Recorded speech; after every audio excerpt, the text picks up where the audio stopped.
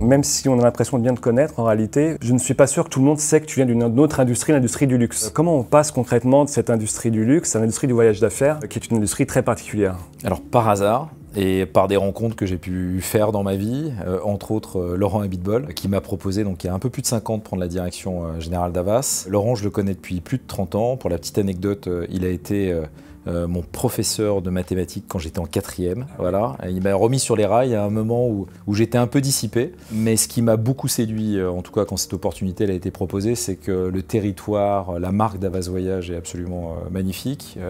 Il y a un territoire d'expérience, d'inspiration qui est extrêmement fort. C'est une marque qui a une notoriété très puissante, qui a un positionnement premium, voilà, haut de gamme. Et puis ce qui est drôle, c'est que j'ai toujours été attaché à défendre des marques qui portaient le nom de leur fondateur. Alors avant d'être dans le luxe, j'ai travaillé pour Heineken.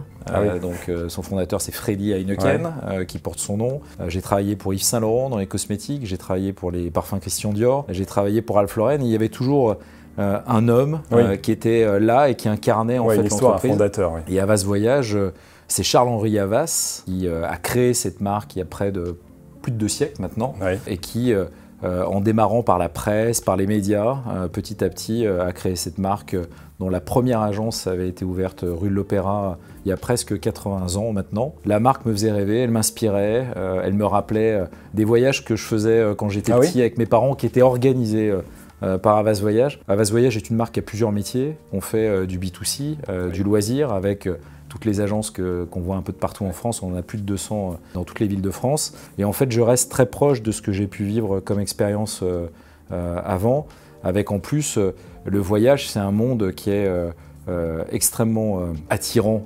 pour nos clients. C'est probablement le seul vrai souvenir qu'on a quand on s'interroge le 31 décembre et qu'on se dit quels sont les trucs chouettes que tu as fait cette année. C'est vrai. Bon, c'est pas le sac à main qu'on s'est acheté, qu'on a offert, etc. ou le bijou, je crois pas.